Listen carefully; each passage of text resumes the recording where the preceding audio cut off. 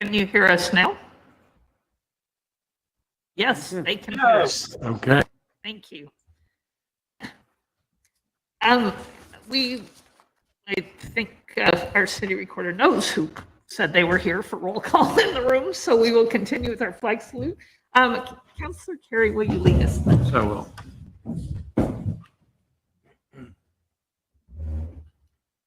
We pledge allegiance to the flag of the United States of America and to the republic for which it stands, one nation under God, indivisible, with liberty and justice for all.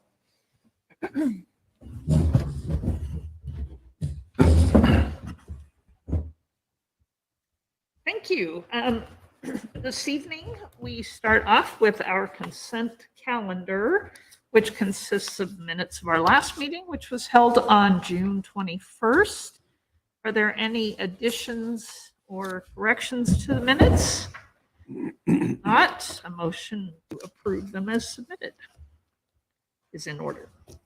I'll move approval. Thank you, Councillor Carey. Second. I'll second. Thank you, Councillor McKeel. And all in favor, please signify by saying aye. Aye. Okay, great, thank you. And none opposed. At this time, we do have an opportunity for public comment. Those comments would be for items not on the current agenda. We have no public commenters in the room. I'm not going to say no one. Later on, we'll actually be meeting a new intern in our offices, but Phyllis, did anyone indicate they were present for public comment online or submit comments in advance? Mayor Kunz, neither anyone online or any received in advance. Okay, great, thank you. We have some other visitors with us online, and they are here for our first business agenda item, and that is a meeting with our Traffic Safety Commission. So I am going to turn that over to, looks like Isaiah. I don't see Russ on the line. He's on. Chief Haynes. I think Russ is going to be joining us. I see him. Yeah. Oh, there he is. Oh, Thank you. I think Isaiah's trying to get in. There he but, is. I'll go ahead and get started. Traffic Safety Commission is come to meet with you to share updates of the past 12 months and a little snapshot into the future. And one of our newest, if not the newest, member of the commission is going to actually give the report, and that's Linda Bersani. So I'll turn it over to her right now. thank you, Russ, and thank you, Mayor Kunz, and good evening, everyone.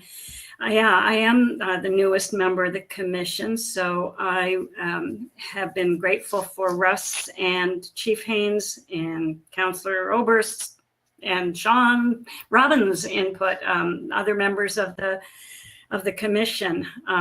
We also have Mike Kissel, who's a member of the commission, and all those folks have been very helpful at meetings. Sean is here tonight. Hi, Sean.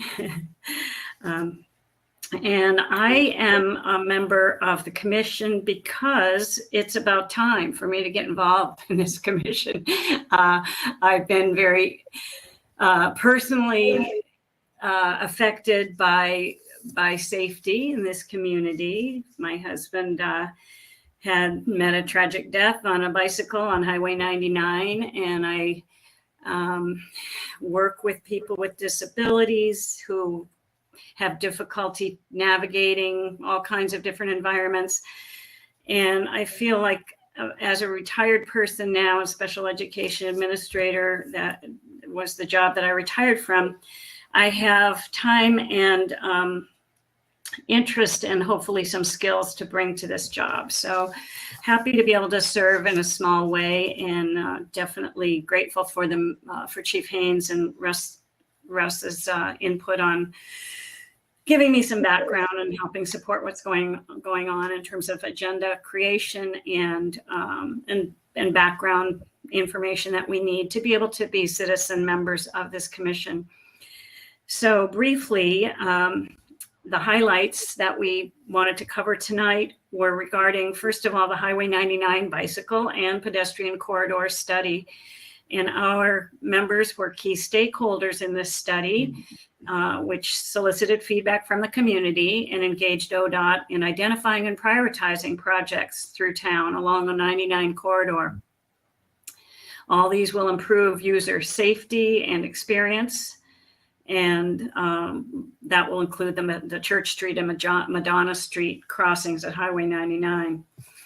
Those will be improved through this effort as well. Secondly, in response to a citizen request, our commission, since I've been on board, reviewed the use of no parking zones near the intersection of Highway 99W and Madrona Street. The curbs were painted yellow for no parking on the east leg of Madrona at 99 to help improve the visibility, safety, and traffic flow.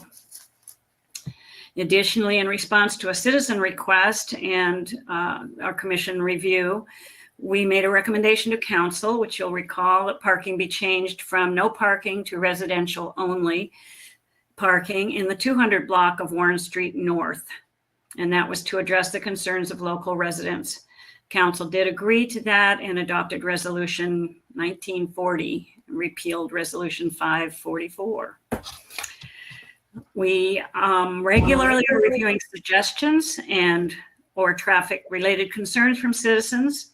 And I've been very impressed personally with the responsiveness, I think, of the police department and the city in terms of giving personal attention to the citizens that have requested information. It's been really amazing. I've asked a couple times, well, does that person now know what happened? And they would say, yes, we talked to that person. And I mean, that's just, to me, very, very helpful. And I think it's something that the whole council can be proud of when there's responsiveness to individual citizens who understand that they can go to City Hall and they can go to the police department. So appreciate that. Lastly, I've been asked to speak a little bit about next year's efforts, and that will include are moving forward to play an active role in that update of the Monmouth Transportation System Plan. And we'll be specifically looking at when and what type and where traffic calming devices could and should be implemented around town. During the update of the Transportation System Plan, the TSC, our commission, will also review and identify locations for low stress bike routes through town, one of my personal favorite topics. And seeing lots of people out on bicycles right now. So it's just always going to be a smart thing for us to do. Are there questions for me or maybe Chief Haynes or Sean? Sean, did you have anything you would want to add? No, I didn't. I think you did a pretty good job there. Kind of covered what we did most recently. And how about Russ? Anything I missed or that you would add? No, I think you did great. I appreciate you taking that on, and then I'll be available for any questions that council might have regarding any of the topics. And John? So my first public involvement 23 years ago was Safety Commission. And it's nice to be back, and this group is working really hard and has good discussions about the requests from citizens. We recently had one about traffic on this was High Street that was anonymous, so we couldn't respond to that one. But other than that, the staff does a great job responding, and the citizens are thoughtfully attack each one of these that is brought to us. Thank you. Great, thanks. Councillor Carey with a question?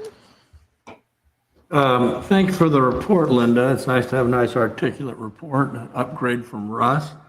That's always good.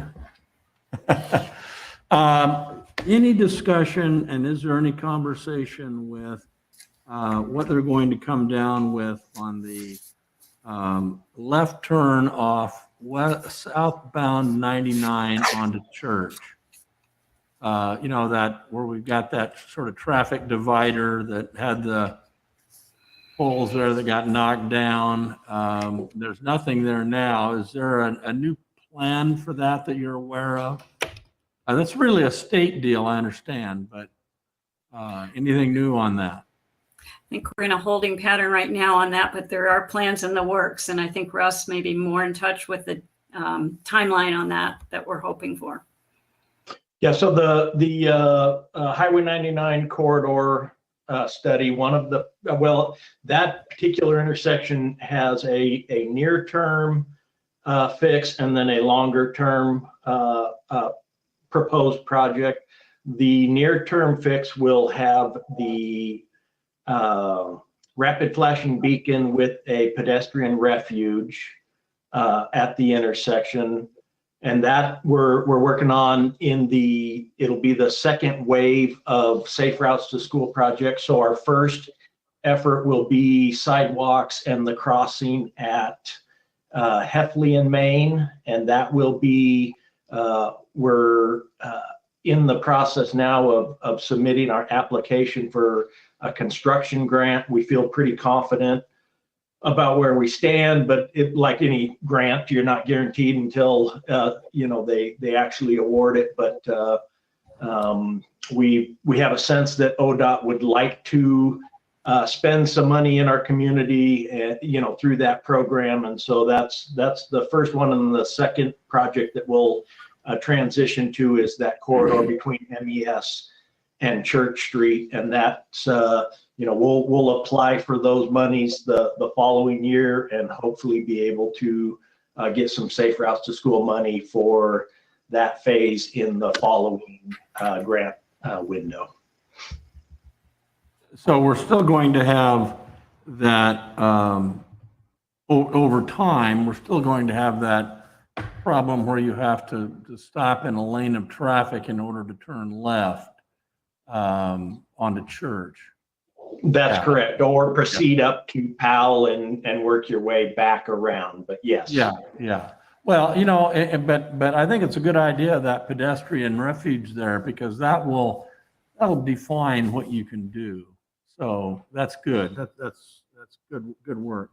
One of the things that came up, and I've just noticed, and it's a transitory problem to a degree, but the stretch between 99, actually Myrtle, and MES, but more particularly High Street, there's a block right there where there are some large construction vehicles that park on either side that make it very difficult for the buses to get in and out of there. So, I'm not proposing that we put any no parking in or anything else, but it might be worth articulating with the school district and talk to the transportation people to see if they have that sense. If you've got a drilling unit on the north side and like MB something construction on the other side with their trailers, you got to thread your way through there. And that's in a regular sedan type thing. So the buses, especially if you've got two-way traffic is out of the question on that. So just an idea to throw out there and perhaps have a conversation with the. Can I confirm that that's High Street at Church Street? Is that the intersection? Yes. Yeah, and between Myrtle and High on Church. And the vehicles are parking on Church Street. Yes. No, they're parked. Yes, Church Street. You're correct. Yes. It just narrows it up. I think they're legally parked. It just is, narrow if you got two of them, on either side of the street. Yeah, Russ, what we have is on the corner, the southwest corner of High and Church. There's an outfit with a number of trucks and trailers. They had one of those big vacuum unit trucks parked on the north side of High Street of Church Street for months. And it has, they have a pickup that is parked almost on Church Street, almost at the corner so close to the corner that, it would be difficult to see if you were trying to pull out of High Street and onto Church. So, we just got a problem with basically too many vehicles for the property to park properly. I don't know what the answer is.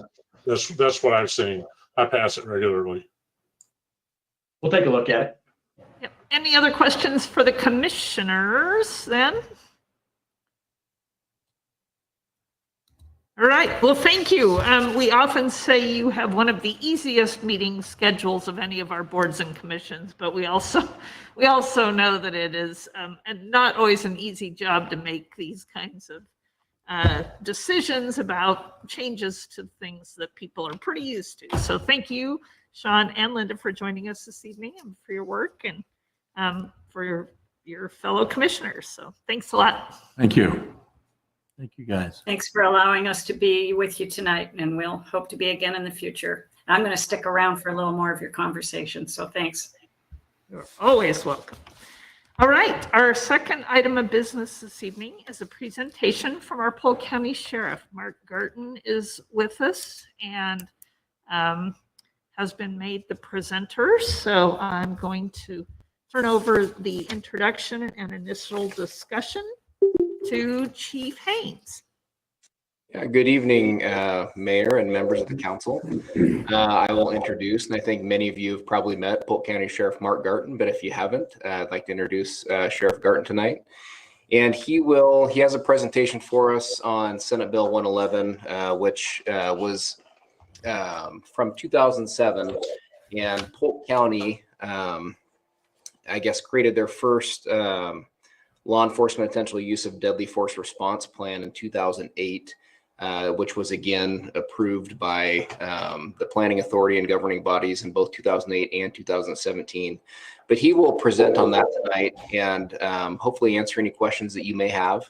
And what I will just preface and say that it is not, which is a deep dive, I guess, into individual agency policies. Really, what this is a framework for if there was a law enforcement, if there was a deadly physical force incident that law enforcement was involved in. It's the framework in which all agencies in Polk County would go by for that investigation. There are some differences in maybe individual policies, which I would be happy to share and go through, but this will not have all of that. I think in the packet, there is a general use of force policy for each Polk County agency, but each agency has several policies that are related to use of force in different categories. So I will just start by that, and I will let Sheriff Garten give the presentation, and we'll both be here to answer questions you may have.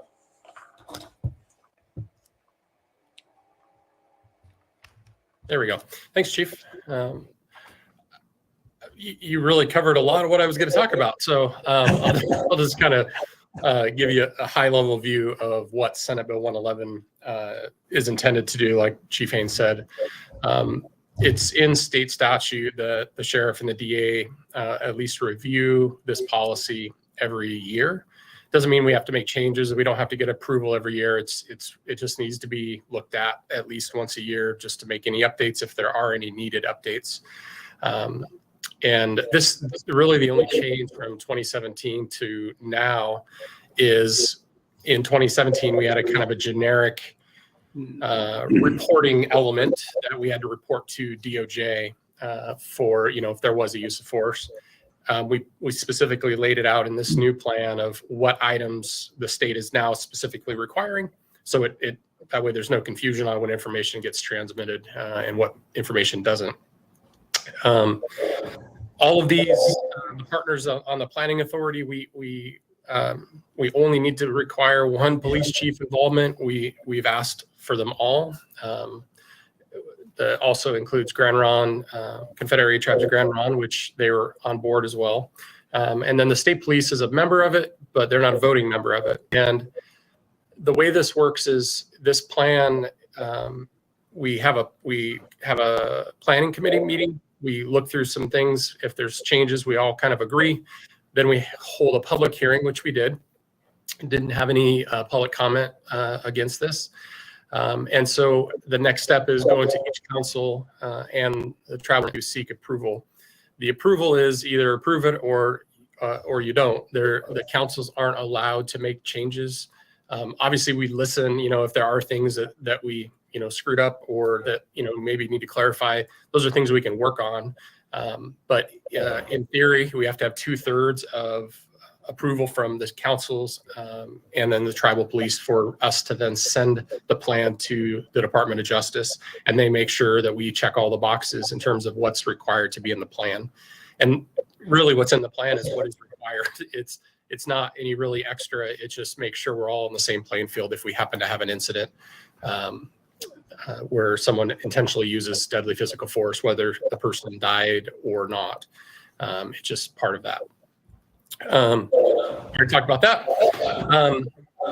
Some of the people asked, in really what are the key elements of this? And really what it boils down to is there you go. How the investigating agency and then how the responsible agency from the victim, or not the victim, but from the police officer's agency. And it really dictates how the district attorney should kind of move through the steps. It doesn't say what you have to do on each specific step, but it gives a general flow of things that need to be accomplished in respect to to the police officers themselves in terms of how long they have to be off work and, do they need mental health treatment? Do they, those kinds of things are all outlined in there as minimums. And so we met all the police chiefs, myself and the DA and the tribal government, and came up with this plan. And we'd asked that you have, a chance to approve this so that we can move it on to the next step, which is to sending it to DOJ. So that's really the nuts and bolts of it. I'd be happy to answer any questions, about this plan if I can answer them. Councillor Lopez. Thank you, Madam Mayor, and thank you very much for bringing this in front of us. It's really an interesting document. I've had a chance to flip through it. I'm not certainly not an expert in this in this arena, but did I hear you correctly that this hasn't been updated since 2017? Yeah, correct. It hasn't actually been edited. Gotcha. Well, I'm sure that it's a fantastically crafted document, and from what I saw, like I said, nothing, I didn't see any call outs there, but I do recognize that society's come a long way since 2017, especially as it pertains to use of force and deadly force. And my only hope is that the next update period, there will be, and perhaps this has happened, but the next update period, there will be a deep dive into, what other bodies and I guess citizen advocacy, resident advocacy groups, suggest in terms of updating plans like this. I recognize that these things are structural and are long lived. So, thank you. And that's just my hope before it comes back next time. Yeah, and I'll clarify one thing. In terms of law and how use of force is outlined in statute and case law in the state and across the nation, that all happens within the district attorney's office in the grand jury process. So that's where evidence is presented, contrary or in favor, and then the grand jury are the ones that select a case whether it moves forward or not. And putting any kind of in the weeds material in this document, we'd have to change it every 30 seconds. I mean, it seems like that those changes come often enough that we wouldn't be able to keep up with those changes. But I get what you're saying. And if unfortunately, we didn't have any people show up at the public hearing that we had. So hopefully that, we can maybe reach out and solicit more of that, if there's things that we can actually add to this plan that the Department of Justice would approve. One thing, if I may, that really struck out in this plan that I appreciated quite a bit was the focus on mental health and how any incident like that, impacts all parties, and that there's some necessary time, there's some necessary healing involved in there, and that's laid out in the plan. And so I did want to let you know that I greatly appreciate that. All right. Thank you. Yes, Counselor McKeel, and then Counselor Carey. Thank you, Madam Mayor. Thank you, Sheriff. Again, I would concur with Counselor Lopez. This is a very informative document, but along with Counselor Lopez, I would ask that this get out a little bit more to have people review this while you're in the accepting feedback stage. I do have just one thing that I know you really do have to change, and that's Chief Haynes's first name is misspelled. So I hope that will. Oh my goodness, it is. I apologize. So Thank you, Counselor McKeel, for bringing that up. Most people don't catch that, and I don't even bother anymore because it's so common. So thank you. I even looked it up on the website because it's like, I don't think that's spelled right, but let me check to make sure. But so I actually, along with Counselor Lopez's question about mental health, I was actually really surprised that there's only one required and only 2 mental health sessions. And is there a reason why it's so small? I would think that this would so have an adverse effect on a peace officer that we would want to get them more support. So that is the minimum rate that has been set out by the legislature. So there are things that apologize, I'm not able to figure out how to turn off screen sharing with all my stuff going on there. I had that same problem a couple meetings ago. There you go. So that is the bare minimum. By all means, that is not how I believe any of the chiefs around would do business and just say, hey, the bare minimum is you got to talk one time and you're good. That's not the case. At least in our agency, we since in the last few years, we created a peer support team that connects with each of the individual police departments to some extent. We also have EAP, which every entity does, but we also have chaplains. And so we try to have multiple, options for those people to really make sure that they're just really in a safe place and in a good place mentally and physically. And so that is definitely, again, just the bare minimum that's required by statute. Definitely not in my book. It's not the normal what we would do for our employees. Thank you. I'm glad, like you said, bare minimum several times, so that's good. In section 5.11, it says that it's only recommended that members of an organization outside the involved officer's agency conduct the investigation. It would seem that there would be, in as far as transparency, to not just recommend, but like they have to go outside, get an outside agency. Is there a reason why it's only recommended? Again, that's the outline that's in state statute. I will tell you from practical and lived experiences that, especially in a small county, you're going to run into situations in which we have run into this specific situation where there are multiple agencies involved in one incident that, could essentially take out, 6, 7, 8, 9 people off patrol from their agencies. And you don't have an outside entity because they were all there. And so fortunately, the DA, I know, I would never feel comfortable investigating our own incident. That's not, I don't believe any of the police departments would do that either. That's not the right way to do business. And so we've, whether it's state police, if they're not involved in the circumstances, then they've come in.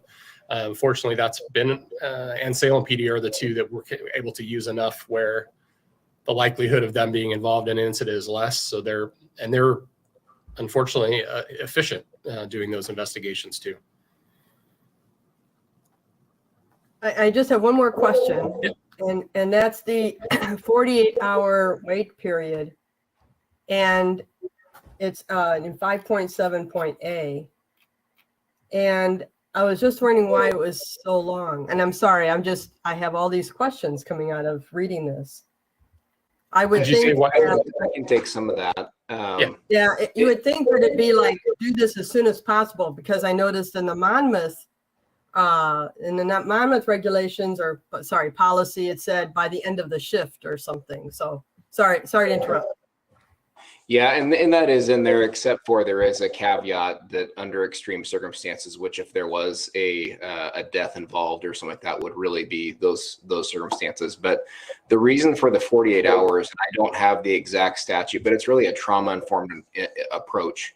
And these are things that you can look up, because a lot of times it doesn't matter if we're talking about a police officer or just a regular, a citizen that has gone through trauma. Many times people will have events out of order. They won't remember all of the things that occurred. And so there's actually science behind why you would wait, and it's so that you have the most accurate account of events. We would still get basic things to know, a basic understanding of what happened from that officer. And if there's, whether it be suspects outstanding or I guess really just the catalyst for the event, you would have some of those basics, but you would wait to do a full in-depth interview until you've got 48 hours. But really it's because of that same thing, that you want it to be accurate. You don't want to induce somebody to have,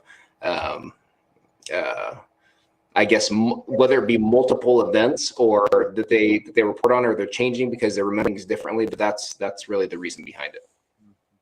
Okay. I used to be a second grade recess teacher, and I knew that it was really important to ask these kids who threw the rock and right away. So that is my own background in work. I just have actually just one thing to bring to your, maybe to look at next time when you write this, and it has to do with 5.8, where it says shall be placed on administrative leave until sufficient information exists to justify intentional use of force. I think the wording is probably not quite what you mean it to be. So just kind of heads up on that one, because it sounds like, well, we'll just wait around until we can justify this. So, and I don't think that's what you meant by it. And so just bringing that to your attention. So sorry. Yeah, just to clarify that is something that's, again, minimum. And I know my agency, someone would not come back to work typically until the grant is complete. And so there is a short window for someone to have an incident like that and then be right back working. That's just not happening. That's not healthy to begin with. So, but I hear what you're saying. I'll make note of that. Great. Thank you, Councilor McKeel. Councilor Carey? Thank you, Sheriff. I'll be quick. I would sort of echo Councilor McKeel's concern under Section 5, Sub 11, where it only recommends that members of an outside organization be involved with that. If that's the language of the statute, I guess we have to live with it. But that opens, should someone go against the recommendation, from a public relations standpoint. So that's boxed in on that. And if you are, it's unfortunate, but I think that ought to read required for that transparency piece, this investigative piece, when the information finally rolls out, to have a citizen presence. And I understand, I don't understand. I have a sense of all of the problems that could lead to and why it can be a headache. City of Portland is a good example of that. But I got to believe there's a model there that would provide cover for good work that the police officers have done and could be able to shunt any concerns for, sort of insider trading, which doesn't occur, but is often accused. Again, I'll be a yes vote on this. I'll be supportive of it, but it's, you've asked for feedback. You're going to get it. And I would suggest and maybe it was through you, Chief Haynes, when this comes back up for discussion in a year or two or whatever, perhaps we could have our own little work session here to prepare for a public hearing, because who knew about the public hearing? I had no idea. And I would have raised these concerns were they there. So as we plan for the future, perhaps we could organize a more formal response to the ask for a comment on the public hearing. But thank you, Sheriff Garton. I think by and large, it's excellent work, and I know you're bound by the statute, but I think those are, in my mind, legitimate comments. Thank you. Appreciate the feedback. Yeah, I agree. I think, I appreciate definitely Sheriff Gardner reaching out and including all the chiefs when you were only required to invite one. And that certainly shows your interest in bringing in all those viewpoints. So I think it's interesting that it requires one citizen member and there's one, right? So having more, we all know how messy the public process can be, but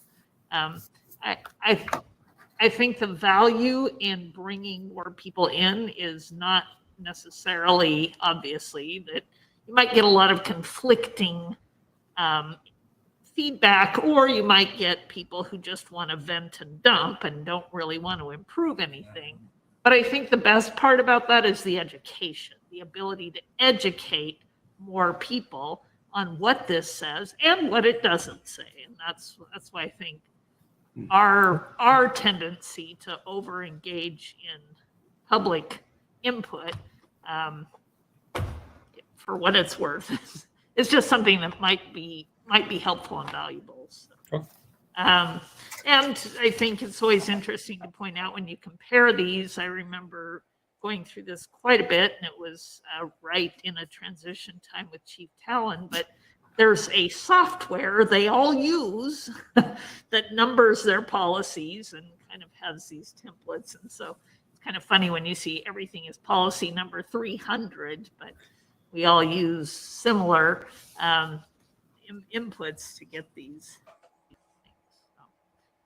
So, but yes, great information, and obviously something that takes a lot of thought and hopefully does change over time. That's the other comment I really appreciate Councilor Lopez bringing up, that as things change, we hope this reflects it. We hope that, Chief Haynes, this also reflects our city values, and that you think about these things as you enter them for our part, obviously not on behalf of the county, that does this really reflect the value statements that we've drafted? And I know you do think in that direction. Absolutely. Councilor McKeel, you had another comment? Yes, thank you. Thank you, Madam Mayor. I just, as a suggestion, and I know that you wouldn't necessarily put this, I know you wouldn't put this in now, but in 9.4, 9.3, there's a list of use of force trainings.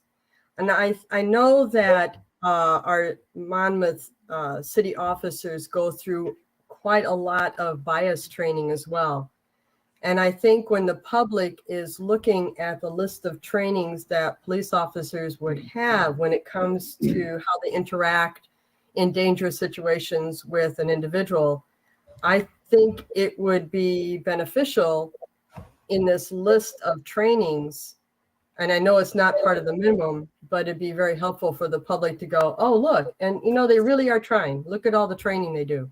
So I know that I am now telling people about the our Monmouth Police Department, and Chief Haynes actually wrote a really great report a couple of months ago about the effect of this training and how it makes them better human beings and better police officers. So thank you for that, Chief Haynes. But it'd be good to have this probably in the county document as well.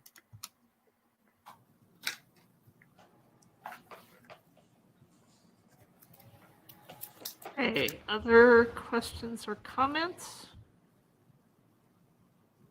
As mentioned, the statute does require a approval from the member jurisdictions.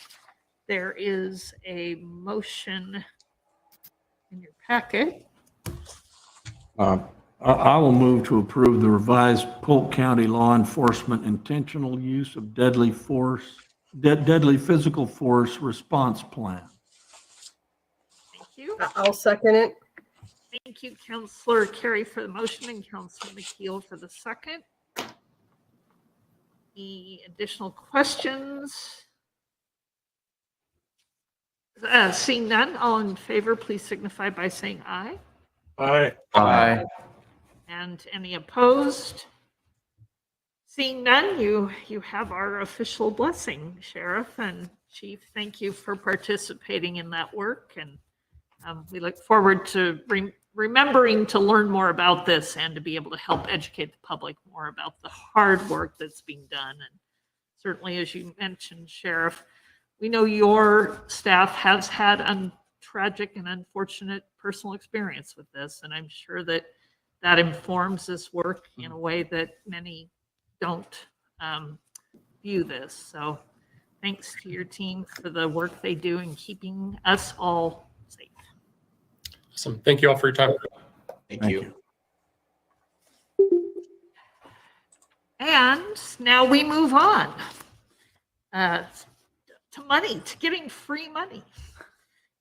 We do have a discussion, and I think Russ is back with us to talk about this money that was directed our way from the state appropriations for our skate park. So, Russ Cooper. Thanks, Mayor Kuntz and members of council. Yes, I have resolution 1951 for your consideration tonight. It is a resolution that would authorize staff to sign an agreement with the state of Oregon Department of Administrative Services for a generous donation to the skate park project that was spearheaded by Senator Patterson. So we're thankful for that. The agreement, for the most part, just outlines how the money can be spent, the requirements for tracking, and one of the conditions was that council approve or authorize staff to sign and enter into that agreement.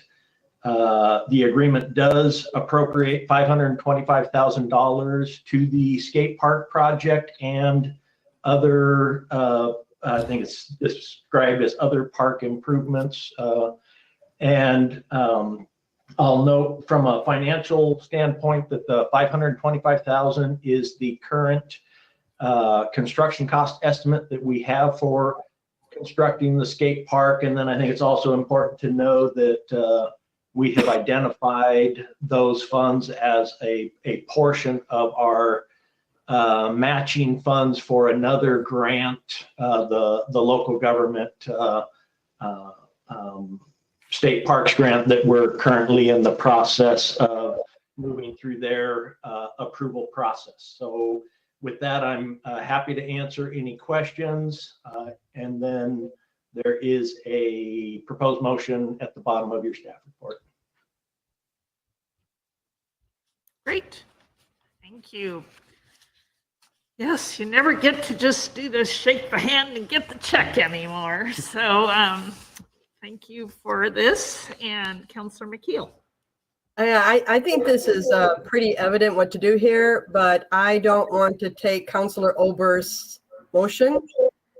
And so I will defer to him. Yeah. Thank you, Carol. I wanted to note, I don't see this as free money. I see this as a free skate park, even if it's not quite in place yet. And I'm really looking forward to the completion of this project. This is inspiring that it was the youth of our community that started this ball rolling, particularly in the form of Bryce Spreadbury. And, we had $1,000 bottle drive, and it'd take a few of those to get to where we are right now. So as liaison to the Parks Board, I would move to approve Resolution 1951, the resolution authorizing the city manager to enter into a grant agreement with the State of Oregon Department of Administrative Services to support the construction of the Monmouth Skate Park replacement project and other recreation park improvements. I second it. All right, thank you, Councilor Oberst for the motion and Councilor McKeel. Any other questions or discussion? Phyllis has joined us to take the roll call, please. Councilor Lopez, Aye. Councilor Carey, Aye. Councilor Oberst, Yes. Councilor Belts, Aye. Councilor McKeel. Resounding yes. Motion passes 5-0. Quick question for Russ. When are you thinking that this might get started? Our plan is to break ground in the fall. All right, resolution number 1951. If we can work with the state to get that going. Thank you very much. Good work. Yay. And thank you so much to Senator Patterson for listening to the needs of our community and being able to champion this at the legislature because of her belief in youth and healthy activities and what we need more of in this community. So we appreciate her very much for that. Moving on, we have another one of these resolution thingies, and that is also Russ's, I believe. It's the Russ Cooper Show, resolution number 1952, and no parking. Thanks, Mayor Coops. And I'm going to add to the last one. Thank you for any of the counselors who also played a role in reaching out to the senator and encouraging support on that project. So thank you for your work as well.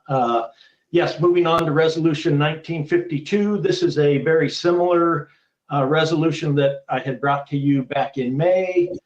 At that time, you'd asked that I reach out to the affected property owners and solicit some feedback.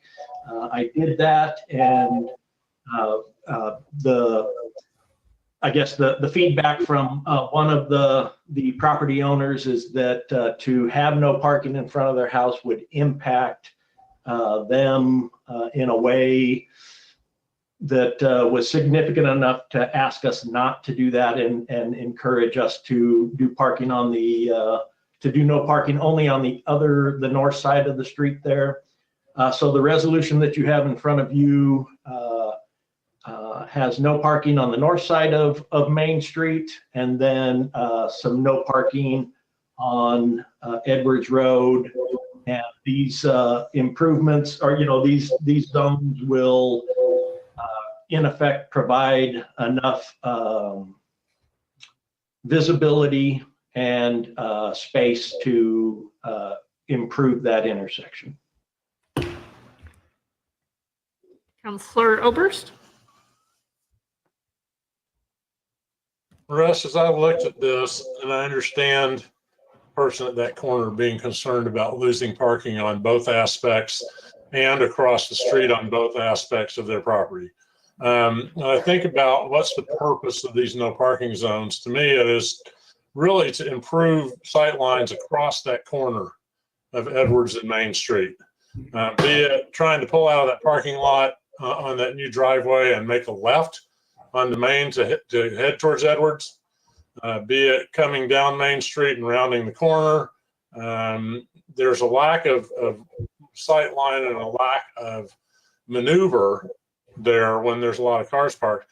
I wondered about, instead of no parking on both sides of Edwards, allow parking on the east side, but don't allow any parking on that stub of Main Street. In other words, west and north and south, allow parking on the east. And that way have maximum sight line across that corner, maximum room for maneuver coming in and out of the driveway. And you've got somebody who would still have parking across the street from their house, if not directly abutting their property. Just an observation. Wondered what your response would be. Having looked at the intersection and the movement, we believe that what we have proposed is probably the best use of the traffic, of the no parking areas.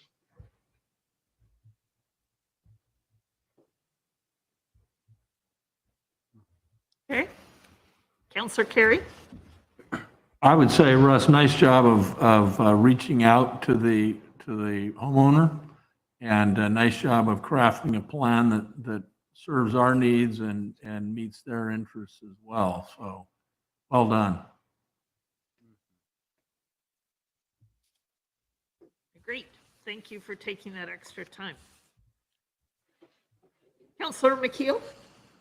I'm ready to do the motion. I move to approve resolution number 1952, a resolution designating no parking zones on certain portions of Main Street East and Edwards Road. I'll second. Thank you, Counselor McKeel, for the motion, and Counselor Lopez. Additional thoughts? Seeing none, Phyllis, roll call, please, on resolution 1952.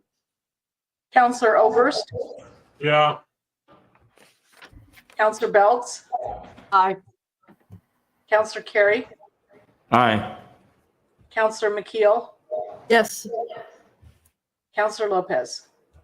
Aye. Motion passes 5-0. All right, thank you very much. And seeing our Economic and Community Development Director, Suzanne Duffner, moving to the guest desk here. We do have the opportunity to adopt our ordinance number 1405 based on prior work we've done regarding downtown marijuana business. Yes, good evening. Thank you, Madam Mayor, and good evening, members of the City Council. Have before you the ordinance 1405, a second reading. This is an ordinance to adopt legislative amendment 22-01. The legislative amendment that the City Council held a public hearing on back on June 1st. The proposed amendment would revise the city zoning ordinance to require a 1,000-foot spacing between marijuana retail facilities, and also a 250-foot spacing requirement from public recreation areas, including the library and public playgrounds, athletic fields. The proposed amendment would also prohibit marijuana retail dispensaries from locating in the Main Street District and the commercial retail transition zone. So there has been a public hearing both before the Planning Commission and the Council on this. The Council at the end of the public hearing recommended approval of that. So this ordinance would bring that into effect. You had first reading on June 21st. And I'm happy to answer any questions that you might have about that ordinance. I also, just for reference, also projected the proposed changes on the screen. The language shown in red is the new language about the 1,000-foot spacing requirement and the 250-foot spacing requirement from public facilities and parks. The struck-through language shows removing that marijuana retail facilities from both the Main Street District and the CRT zone. So there's a sample motion for you in your packet when you're ready for it. Counselor Oberst? I would make that motion. I move to approve ordinance 1405, an ordinance adopting amendments to chapter 18 of the Monmouth Zoning and Development Ordinance relating to recreational marijuana facilities, legislative amendment 22-01. A second. Oh, I'm going to give that to Councilor Belts. I'm going to give that to Councilor Belts this evening. Thank you. So thank you for the motion, Councilor Oberst, and the second, Councilor Belts. Any other questions or comments? Seeing none, Phyllis, please proceed with the roll call. Counselor Lopez, Aye. Counselor Carey, Aye. Counselor Oberst, Aye. Counselor Belts, Aye. Counselor McKeel. Yes. Motion passes 5-0. Thank you very much. Thank you, Suzanne, for your work. And we have had a change, I think, to the agenda. Is this the item that we're? Yes. Yeah. So we will not be working on the memorandum of understanding at this time. We have a few things to get back to other jurisdictions with. So please consider number 6 on the business agenda at a later date. That takes us to our reports before a couple of work session items. My mayor's report. First of all, I once again cannot thank our hardworking staff enough for everything they did to make the 4th of July weekend a shining success. I just have heard so much even today at my work about people feeling great about everything being back to the way it was, that the park was full. I had 2 different vendors speak to me about how pleased they were with the crowds and their sales in the park this year. The lineup was great. We had great participation. And really, Phyllis, the work you do putting on everything in the park is so appreciated. Suzanne and teams from all of our departments out there setting things up, taking things down. It was really a huge team effort, all on their own time, and I really appreciate it. And I particularly want to thank my driver in the parade, our city manager, Marty Wine, who had never driven a gator before, but man, she ran like a champ. And so appreciated having our partnership with the new city manager from Independence and with Mayor McArdle in making sure we did our duty. But really seeing folks and really enjoying themselves this weekend and reminding us of why we do this part of the community is great. So I definitely want to do the shout out there. I also to let you know, I was able to attend the ribbon cutting and dedication of Salem Health's new building. They are opening their new 150 bed addition in a couple of weeks. They talked about the challenges of building on top of their emergency department, that these new rooms actually went up there. But in addition to the new beds, which are desperately needed, there's some really lovely features that were enhanced at the hospital by the Salem Health Foundation. And when you go, you might have an opportunity to see some healing aspects, some a reflection garden, some other things that were added to recognize not only the difficulties that are faced by folks who are at the hospital and all the things they might be dealing with, but really to celebrate Salem Health's place in our community, in our region. So that was a wonderful opportunity to learn more about their work.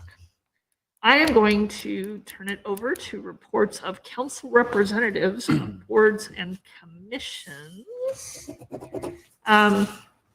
And see who has a report. Councilor Lopez. Thank you, Madam Mayor. I have two reports tonight. First, the Minet Board held a special meeting to consider, and this was held mostly in executive session, to consider the results of the GM search. And while I don't have a firm announcement yet, I do anticipate that we will have something to announce before too long. Perhaps toward the end of the month. So really the highlight there is that this is moving forward and has some great energy behind it and wonderful collaboration between the two cities. Our next meeting is on the 27th virtually at 5 p.m. and the link will be available on Minet's website. My second report today centers on the Mid-Willamette Valley Homeless Alliance. And we've had a flurry of meetings recently, the majority of which center around the YHDP HUD grant. YHDP is Youth Homelessness Demonstration Project. And this is a grant that we were invited to apply somewhat retroactively to HUD, generally speaking, continuums that are as young as ours, and we're just a couple years old at this point, don't tend to get this level of funding. And we sent the completed grant application. It's a joint application between the continuum and a number of service providers in the area. And that was sent off to HUD on the 1st of July. And this is the amount that we are applying for is $3.4 million in federal funding coming back to our region, so Polk and Marion counties. And assuming that everything is in its place, I look forward to bringing good news to you in the future on that status. In addition to that, we've also been carrying out conversations about the workload that all of the alliance endeavors really demand. And we're currently in the process of considering options for and vetting the possibility of adding permanent staff to the alliance. We're engaged with the COG to look to them for guidance on how best to structure that, and guidance on how best to carry out a real inclusive process to make certain that we're being thoughtful in how we structure the position. For background, the Homeless Alliance currently doesn't have any permanent staff.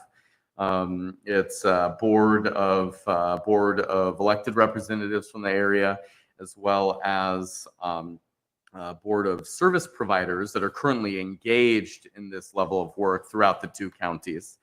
And then we have 4 consultants working a varying number of hours each. So permanent staff member will elevate the level of work that we're able to do, and continue the efforts of this good work and bring that value back to the community. Our next meeting is on the 14th at 3 p.m. and it's held virtually, with the link to be found on the Homeless Alliance's website. And that concludes my reports. Thank you very much for that. I know you've been putting in a lot of extra time, and we do appreciate your representation of our city interests in that. So thank you. Others? Yes, Councillor Carey. Very briefly, so as not to conflict with Music in the Park on Wednesdays, the Planning Commission is going to take a bit of a regular meeting hiatus during July and August.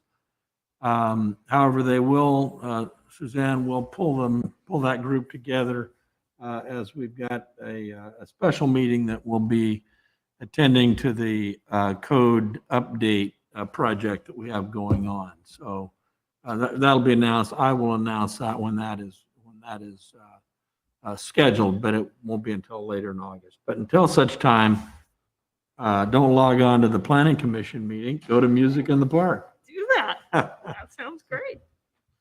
I'll take that every time. I do have a report from the Senior Advisory Board, which met on June 28th, and elected new officers for the coming year. Again, the Senior Board, we have added several members who reside outside Monmouth who have really great enthusiasm and in some cases expertise that they have brought to that board.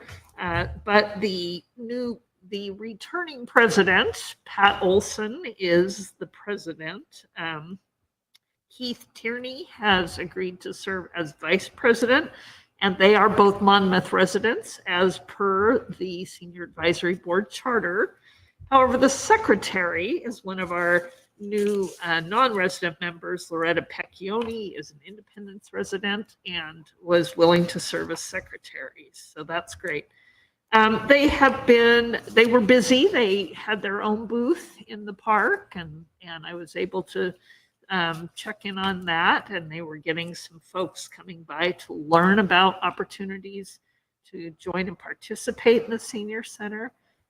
They are starting to sort of get back to rolling. They have talked about their travel plans, and as a reminder, they are trying to raise money for a new travel van. They are working on that. And there's been a sort of couple long-standing projects. One is a deck, and we're waiting for some bids on that. The other is the kitchen here at the Senior Center. It is used by not only our Meals on Wheels for this area, but also for a lot of fundraisers and certainly other activities as the Senior and Community Center is rented out. So there's a group that has kicked into high gear to start talking about what the options are and the need for remodeling the kitchen here. So that's keeping them very busy. And they are also, I expressed to them about the new historic mural going up that we heard our report on last time regarding the train, and the mural that's going on the side of the building owned by Partnerships and Community Living. And the Senior Center is hoping to connect with the muralist and perhaps have her do a little presentation here at the Senior Center about the project and learning more about that. So that's my report for our very active Senior Advisory Board. Anybody else? All right, seeing none. I'm sorry, and we did receive an application just shortly before our meeting this evening for a new member for the Historic Commission. And normally, I would not rush you all on a decision on that, but I am going to recommend that we do discuss that application and vote on that, because the person who has applied has some really very amazing and specific experience that I think would hugely benefit our Senior Advisory Board. Ron Woodruff is a Monmouth resident, who's not only an architect, which if you couldn't tell from the way he prints, right, the one dead giveaway, the way architects must go to particular handwriting school. He has actually been on the Planning Commission for the City of Vancouver, Washington. He's been on project review boards and various boards and city commissions, including the Portland, Oregon Arts Board. So a tremendously engaged person with a wonderful application explaining his background and interest in preserving historic buildings and our history in particular. So I am going to ask for a motion to appoint Ron Woodruff to the opening on the Historic Commission. I'd move that we appoint Ron Woodruff to the Historic Commission. I would second that. Thank you, Counselor Carey for the motion and Counselor Oberst for the second. All in favor, please signify by saying aye. Aye. Aye. Aye. Great, thank you. And seeing none opposed, we will do that. Reach out to get him involved in that and turn this over to our city manager, Marty Wine, for her report.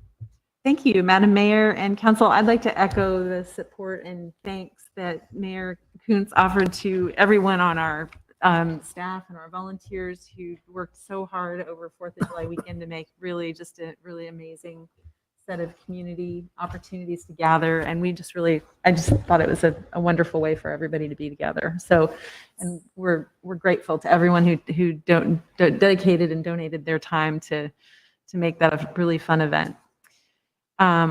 Let's see, I'm going to repeat a couple things that I put in Friday notes just for the benefit of having it here at council to talk about some other things that are going on in Monmouth.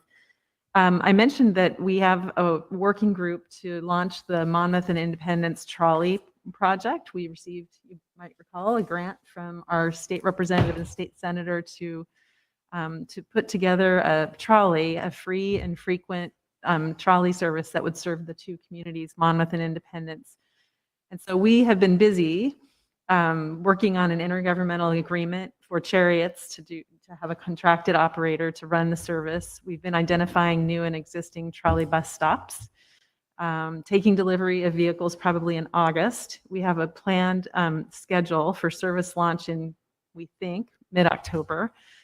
And we've been looking at brand and logo concepts for the way the vehicle will be identified. So there's a lot going in the background to try to pull the pieces of launching this service together. And I owe the council and probably the community an update about getting ready to begin trolley service in the fall. I also gave a report about our City Hall Key Communicators group, and that group met last week. And they reviewed some of the design changes that we're looking at to the City Hall design. We're revising the designs for the structure, and just today I received the hazardous materials survey, and we hope that abatement on the two buildings that exist now will happen in the next week or two. And at that point, we can apply for a demolition permit. So we feel reasonably confident that we can say that we're going to have a demolition event on July 30th. And so we'll start putting together what that event will look like and give you time soon on that one. And finally, I think I mentioned in my Friday notes that we're going to be looking forward to welcoming our building official, a new building official, whose name is Greg Llewellyn, and he's going to join the city on August 1st. And he'll have some overlap with our current building official, Larry Thornton, who plans to retire on September 1st. And most of you know, we also had transitions. We had celebrations for some folks who are retiring last week. And so in the spirit of, keeping you posted on hiring, we have a bunch of jobs that are open and that we're trying to hire for, including a person in finance. Our police officer position closed last week. We'll be going through the hiring process there. We have a wastewater technician position open in Public Works that we're advertising. In Power and Light, we have a lineman, and later in the year, we'll probably open the Power and Light superintendent, the director position for recruitment. And there was a position authorized in the budget for communications coordinator that we'll be putting together a job description for and advertising soon. So we're still looking for people. And so let's see. I think that's all for my report tonight. I'm always open to questions if you have them.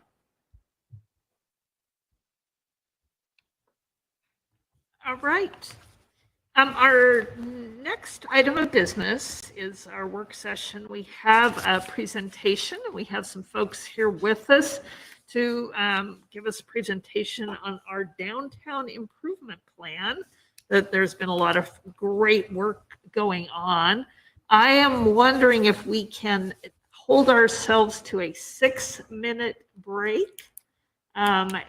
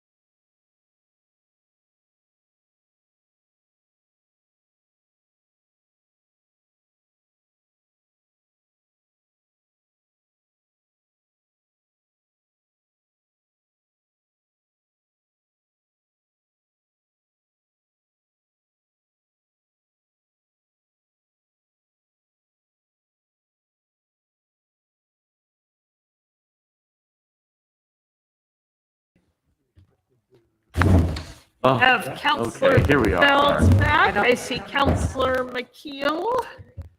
I've got. And Counselor Oberst has returned. All right. We are reconvening. Suzanne Defner, our Community and Economic Development Director, to introduce several folks, Yes, yeah. including our intern. Yes, I will. Okay, Great. thank you. Thank you. Yes, so good evening again. Suzanne Defner, Community Economic Development Director, and I'm very pleased to introduce to you tonight our Downtown Improvement Plan consultant team and intern that are working with us.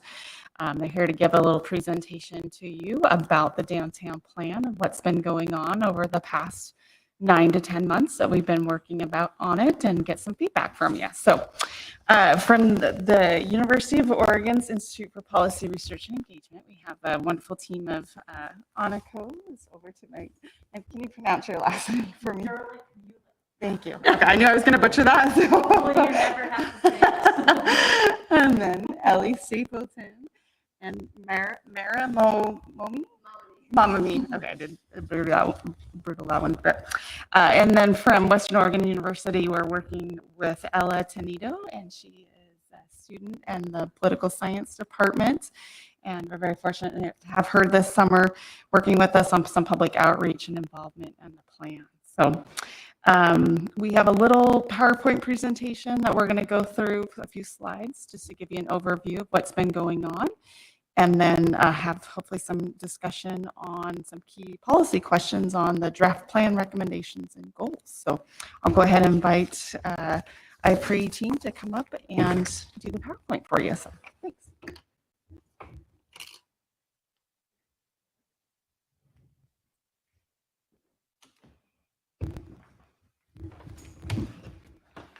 So we understand we have to get close to the microphone and pass it around so that folks who are online can hear us. So thanks to Suzanne for that awesome introduction. I just want to say a little bit more about our organization. We're from the University of Oregon, and we're in an institute under the umbrella of the University of Oregon, under the umbrella of the School of Planning, Public Policy, and Management. One of the things we do in IPRE is run the RARE Resource Assistance for Rural Environments AmeriCorps program. You may have encountered some RAREs. Independence Downtown has a RARE right now. They're a great resource if you're thinking about how you might eventually implement this downtown plan. We've been encouraging Suzanne to think about getting a RARE. But another part of the work we do is also to engage students like Mara, who's with us today. She's a grad student in applied projects so that we're both serving communities' needs and giving the next generation of community development and policy folks some actual experience. So we really, really appreciate that you've chosen to engage with us to do this work on the downtown plan. And it's been a real pleasure to work on it for the past almost a year now was when we started having conversations, and the student team came on in January. So I'm gonna pass it over to, who am I passing it to first? Mara first, and she's gonna share a little bit about the process we've been going through, and then Ellie will share more of what we wanna go into discussion today. So I'm gonna hand the microphone to Mara. Oh, that's as far as it goes. That's as far as it goes. Okay, I'll try to project. Okay. Thank you for having me, by the way. It's been a great experience to work on this project through my graduate planning program. So I'll hop right into the presentation then. First slide.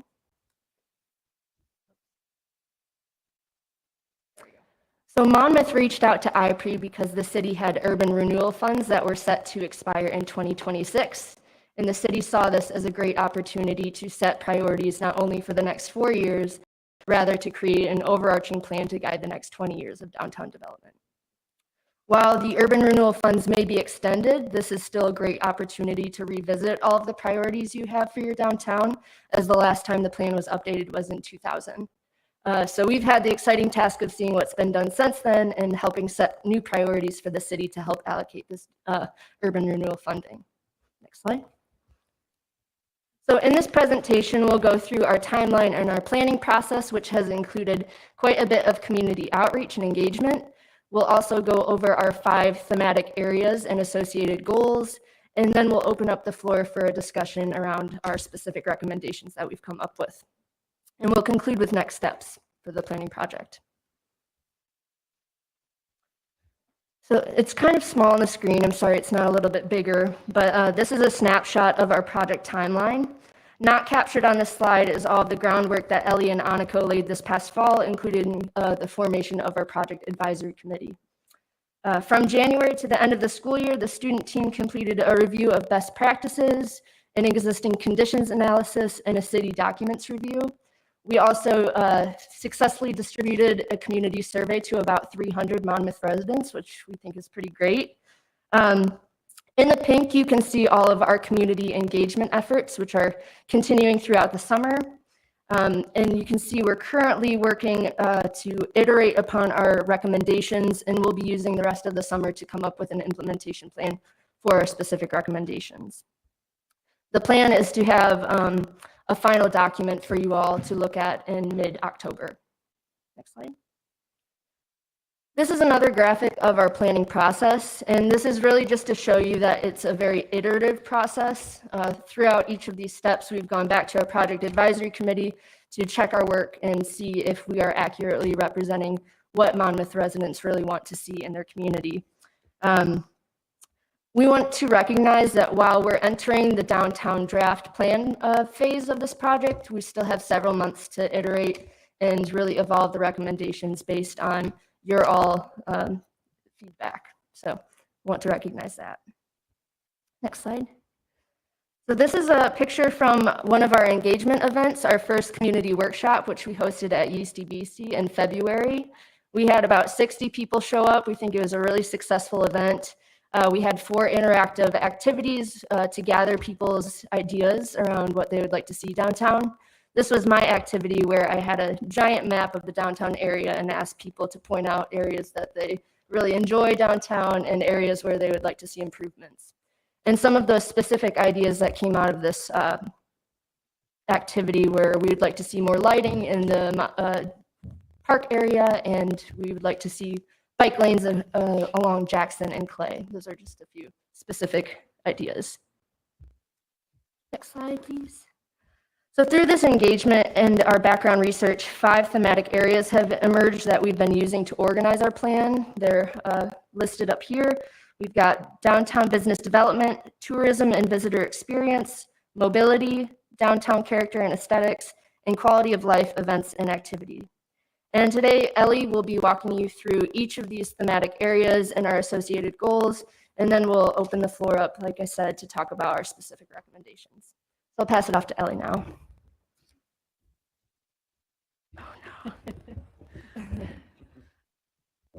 This is the hardest part of the whole presentation. Thanks so much, Mara, for that awesome introduction. It's great to be here. I'll just echo what everybody said. We've had such a wonderful time working with the community here, and it's been a really special place. People have been really engaged, and it's always great to come in as a consultant and have a community that's really excited to get to work. So as Mara mentioned, I'm going to walk through the 5 thematic areas that she just presented and specific goals that we have nested beneath those. There's also recommendations nested beneath all of those goals. And so in case, terminology can vary between different kinds of plans. And so just to be clear on what that means, so you might have the thematic area of downtown business development, like I'm showing here. Goals are desired outcomes that are nested beneath that. So it's an aspiration. It's a thing that we're striving for. Recommendations are specific action items that can help us achieve those goals. So the recommendations are measurable, targeted actions. So just to be clear on that terminology. And so I'm not going to go through every recommendation we're making, but they are listed in that nice table in your packet. So for downtown business development, and I guess I'll start by saying that downtown business development is one of our theme areas that we are working most closely on right now. And so some of this may be a little bit in flux, but there were 2 major things that we heard from community engagement, and that was that people love what's here, they just want more. So our 2 main goals are to provide support to existing businesses in the community, and then alongside that, to promote a more diverse business mix to enhance downtown character and appeal. And in particular, people voiced a strong desire for cafes, delis, bakeries, coffee shops, and more diverse dining options, both sort of in the casual, cafe realm and then also formal dining. People also expressed a desire for bookstores and other kinds of retail that aren't currently downtown. And so these goals have specific recommendations around attracting new businesses and a more diverse business mix. Slide. Another theme that emerged as really important for Monmouth was the idea of tourism and visitor experience. And so this is something, that for those of us who come from another city, without knowing to come into downtown Monmouth, what we hear again and again, and many of our experiences before coming here, is you can drive right through on Highway 99 and not know what a treasure there is just a few blocks off the road. And so in terms of tourism and visitor experience, again, we have two goals. One is to enhance the visitor experience for those who have found their way here through improved amenities. And then the second one is to provide signage to help bring people into downtown and help them navigate once they're here. In terms of that first goal for amenities for visitors, one of the recurring themes we heard was lodging is really lacking within Monmouth itself. And there's a loss of potential visitors simply because people are staying in Independence. And there is this great source of people coming into the community, either for the university or for wine tourism or cycling, and yet there's no place for them to stay. So our recommendations relate to getting people to come to the community and spend time and be here. Our third theme area was the idea of mobility, and this is really relating to transportation, sort of broadly construed. And so our goals relate to improving transit and the ability for people to get around in an accessible way in many different ways. So we're really thinking about this as, yes, cars are going to be an important part of this mix, but there are other ways that people need to be able to get around the community. And so our goals relate to, we have 3 goals in this area right now, improving and enhancing, and I think it's really more enhancing because there's actually, for a community your size, you have a lot of great transit options. So really enhancing the public transit system and making sure to promote the awesome programs. You have the scooter program, the new trolley, so making sure to take care of that program. The second goal is improving circulation of traffic in the downtown core, and this really relates to for example, what Mara was alluding to, people speaking to cycling, the way that cycling routes are signed right now maybe isn't aligning best with how people are using them, where people want to be cycling, and the safest ways for them to be getting around on those streets. So how can we reduce car and bike interactions and make a safer and easier and more efficient downtown traffic flow? And then finally, we're thinking about how to promote a comfortable and safe pedestrian experience. And so we did a walking tour of downtown with residents with mobility issues, people who maybe use assisted devices to get around. And it was really eye-opening experience for us to learn about sidewalk conditions and different areas that may present challenges. And so this goal is really speaking to making a safe pedestrian experience in terms of sidewalk conditions, tactile strips at crosswalks, and also things like lighting. And then our fourth area is the idea of downtown character and aesthetics. So something that people spoke to again and again in many of our engagement events was the historic charm of Monmouth. Many people use the word quaint. People love the character of the community, and they really want to retain that. We heard really mixed feelings about different kinds of development, but almost everybody has cited again and again how they love the building that Momiji is in and how it fits with that historic character but brings in new development. And so a lot of the goals of this area speak to really embracing and expanding on the character that already exists and thinking about how new aesthetics can emphasize that. Especially with this first goal of promoting infill development. And so people also noted that while the south side of Main Street has a really cohesive feel, the north side of Main Street has some gaps, some newer buildings, and some buildings that don't fully reinforce the downtown character that people expect to see. So thinking especially in this 20-year time frame, how can we start to make some of those larger urban form changes? And then finally, our last theme area was thinking about quality of life, events, and activities. And so how, not just what downtown looks like, but what do people do and experience when they come downtown? What brings people downtown and what gets them to stay? And so we have 3 goals in this area. The first is to provide places for people to enjoy their downtown. And there already are some great ones, but how can we really enhance those or make them more accessible or create more reasons for people to come to them? And so one of the specific recommendations in that area is how do we make use of outdoor dining that people have started to really enjoy thanks to COVID? And how do we do that in a way that doesn't impede the sidewalks? Because that's something else that we've heard as a challenge.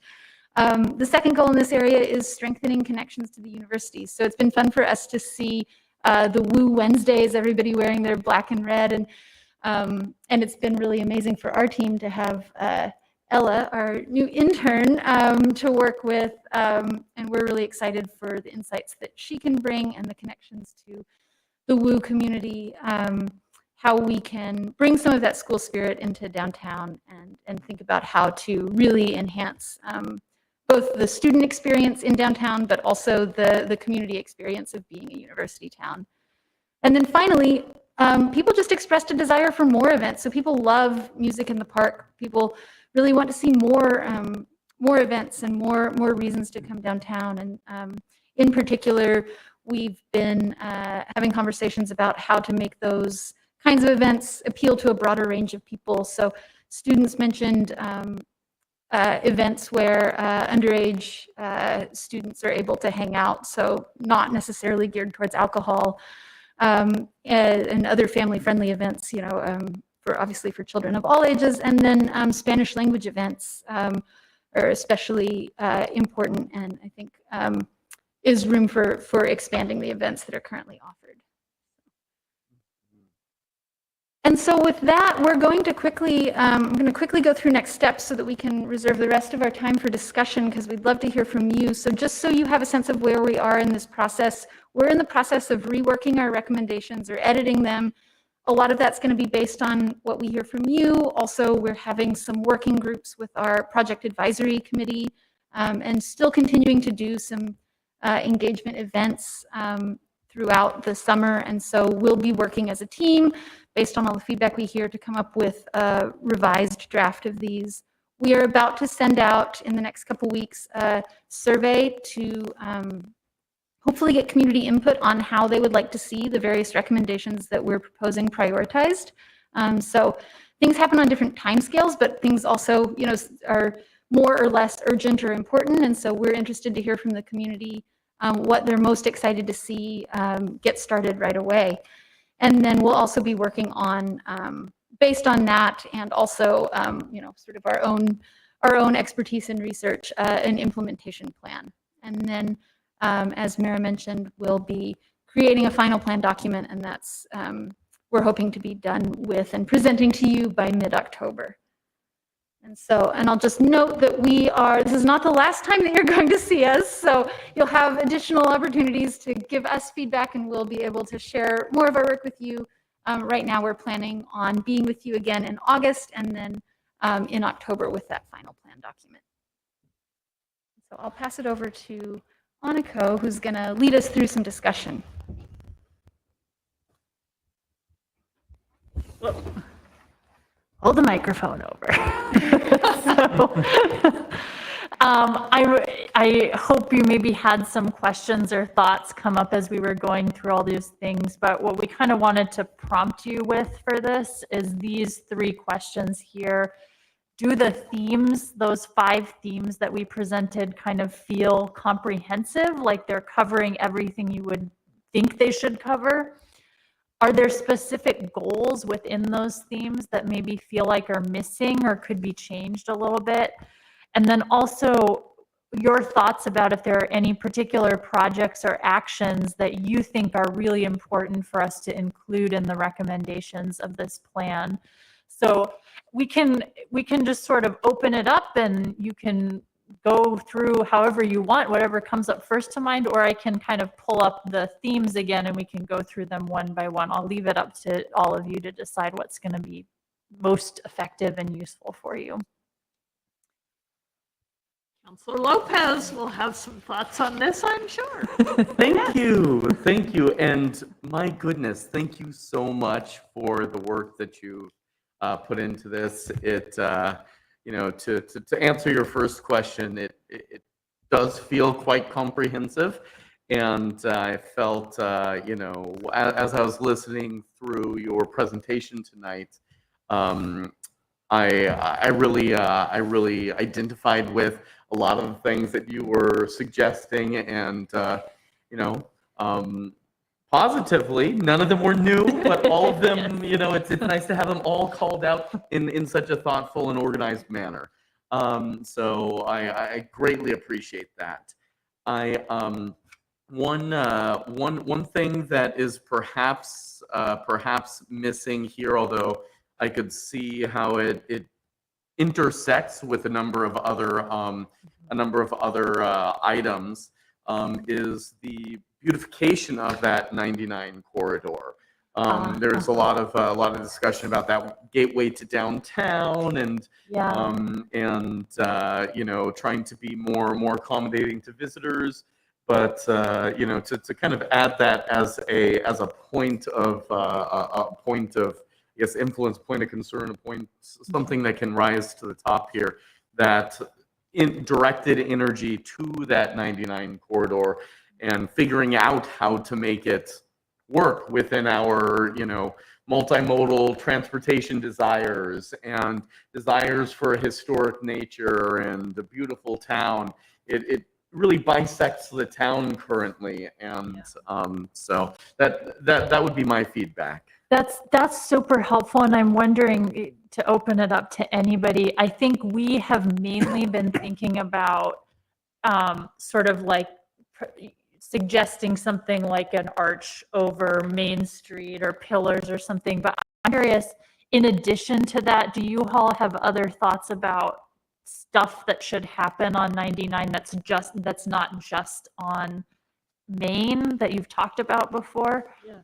So, you know, some things that kind of come to mind, and these are in no particular order, but making, as we spoke about earlier tonight, making pedestrian access to cross Main a little bit easier, and also looking at, much in the way that we're looking at what was it? I guess it was or pedestrian access to cross 99, not Main. My apologies. Yes.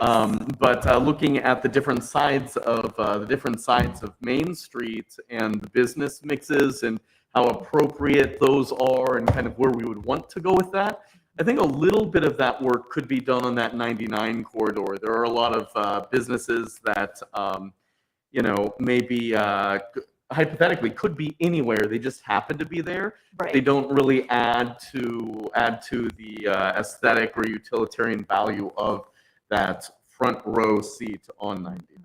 Yeah, there's a lot of parking lots right on 99. A lot of parking lots, a lot of lots, Drive-throughs. and I don't want to call anyone out. I mean, they're all very, you know, we're very valued businesses here in town. We've always called out the fact that our sanitation company is located right in the heart of downtown. Thank you, It's okay. thank you, Mayor. So They yes, know, I will we call know, it. We've all talked about it. Everyone knows they're there, but that's not the only one, It's right? I not, don't. But it's, you know, it's not something other cities could brag about. Yeah. unique bragging rights. Unique bragging rights. Councillor Oberst. So, yeah, we've had conversations off and on for, I don't know, 20 years about how to work with 99. And we've had urban renewal facade grant money available to businesses on Main Street. I'm not sure that we've extended that same program to folks along 99. It might be worth revisiting that topic once again. We have unpaid, not just parking lots, but unpaved parking lots. We have one particular parking lot full of old automobiles that may or may not still function. Those are the sorts of things that if we can figure out as a community how to urge a different approach might be helpful in increasing curb appeals of our city to those passing through. We also, I saw you call out the residential on Main Street. We've got residential on 99 as well, in the form of what used to be a hotel. Of course, that's low income housing, and I would hate to see it go without some form of replacement, but that would be another, potential project that we could focus on, trying to improve the appearance of our Main Street, or our 99 rather. And, in general, this is really good timing with this project because it dovetails nicely with, we're trying to get the Main Street program off the ground again. And we've got this 99 bike ped study going on that could give us the safe crossings in 99 that Chris talked about. There's some real synergy going on with all these if we can get them to work at the right pace together so they reinforce each other instead of one being way ahead and the others trying to catch up or work with what was done with the first project. And of course, the most exciting thing is that we have such a capable staff that this entire program will be in place by the end of the summer.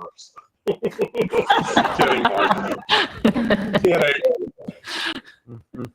Yeah, I appreciate that you mentioned the Main Street program too, because that's definitely something for the tourism and the business development, economic development that we're really thinking about and talking with Suzanne about how can we leverage Main Street and that organization that's embedded within that to help implement a lot of this, because we're starting to think about implementation too. How is this all going to happen? And the Main Street organization is a proven model throughout the country of a great way to move projects forward at kind of that grassroots level. So I think that's really exciting.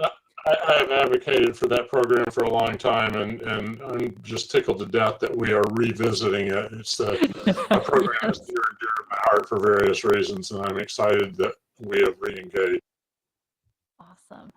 So we talked about 99 a little bit. We've talked about the transit a little bit. Are there other things that kind of came up for people in these themes? Councilor Carey. Just a couple of quick bullets that I'd like to hit you with. I really like, and I'm appreciative of the idea of rewriting our facade grant language to include ADA accessibility. We've been struggling with that and interested in that. Right. We just approved the one. Yeah. And so I think that's good. I think we can continue with that. Something that I thought was a good idea for some time is to get bikes off Main Street, get them onto the other. It made no sense to me to have them run right down our commercial district. Nobody else does that. So Clay and Jackson would be, wise, and I appreciate your identification of that. And speaking of Clay and Jackson, one of the things that I think if we're going to expand our downtown, and we need to get out, it's got to be more than a one street downtown. We need to find ways to get to Clay and Jackson, I think, wrap around, there's a couple streets where I think that would be possible. There might be some properties that could be purchased and redone that would start it that way. You're not going to develop that entire length of either one of those, but you might get things started in that direction. And I didn't really see any attention to those or the possibility of getting to those. And then the other thing that I think would be as attractive and is noticeable in other cities is public art. Yeah. We don't have any public art. We've got it on the university. Yeah. With the % for art programs and so forth, but we don't have any real public art that would be somebody would. I'm gonna turn around and go look at that. Our murals. Cool. Well, the murals, but the one is sort of off. Downtown. And but it is downtown. But I don't know. I think there's more that could be hopefully that we could do that way. And then And I'll just add to that real quick that we've had some of the folks from the Arts and Culture Committee on our advisory group, and they are like really enthusiastic about what could happen in terms of public art. So I think there's other people that are on your same wavelength about how can we use that to improve the aesthetics and the feel of downtown. But what were the parameters, geographic parameters that you were focusing on? Because Can you be sure and talk to them? I'm sorry, yeah, the geographic parameters of that you were focusing on, how far up 99 or up and down, I mean, how much of that was a part of your focus, and could it be in the future? Because we spent a lot of time tonight talking about 99, and I'm just wondering whether that was a focus that you had. I'm trying to pull up for you. Let's see, 1 second here. If I can do this. I'm going to show you a map of the territory that we're covering. And then I'm going to have Councilor McKeel and then Councilor Belts, if you have questions or comments, like to hear from you as well on this after Councilor McKeel.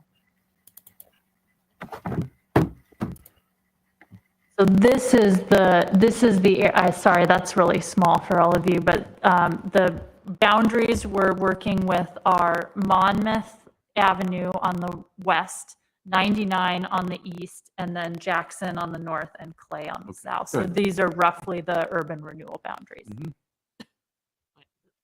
The downtown district. Yeah.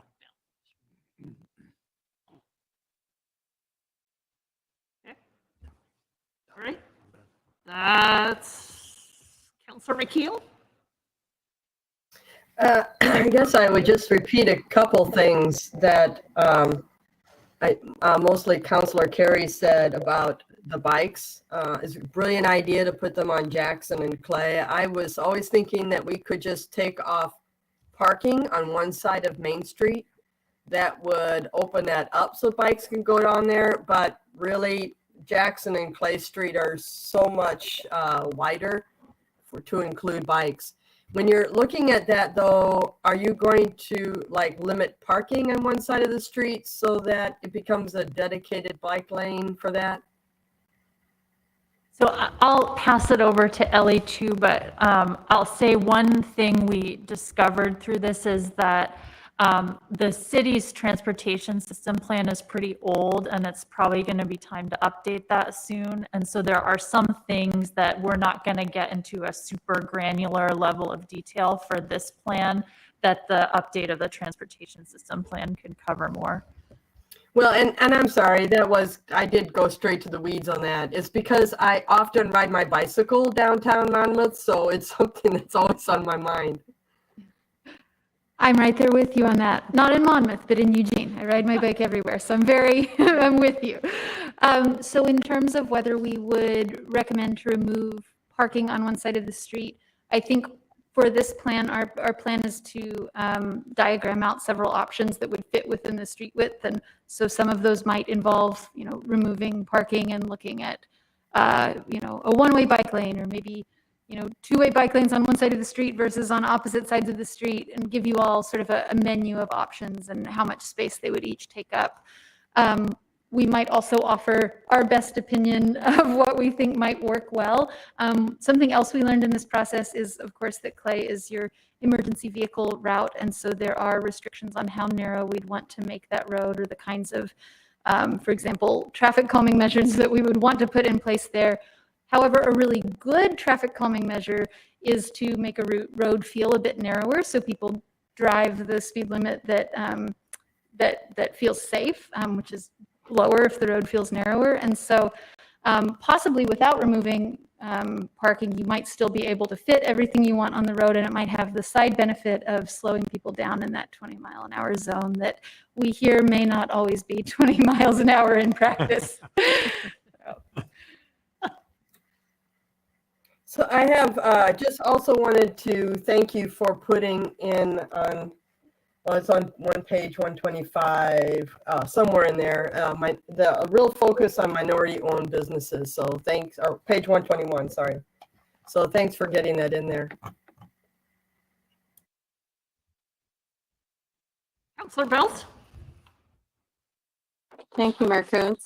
And thank you for all of the work that you've done on this. It's very exciting to see the direction we're going. I'm sure people told you about the old survey that was done a number of years ago where all these committees were formed, and from that a lot of work was done, but then also some of those committees sort of fell apart because they didn't really know what else to do. So this is kind of that next step. It's like Monmouth Engage, that's what it was called. So I've got a couple thoughts, and these are all sort of random. So I will just go in the order I wrote them. You were talking about events, and everybody knows I have a big event planned in May. And that's not as a city, it's not as a city councilor, it's as a private citizen. I'm putting together this event. But the reason I'm doing it is because city staff and capacity. And so it's something to really consider when you talk about doing events. Is it's a lot of work, and you know it's a lot of work. And how do we, what's the next step in that? Is it, I mean, some people say, well, it should be the Monmouth Downtown Business Association.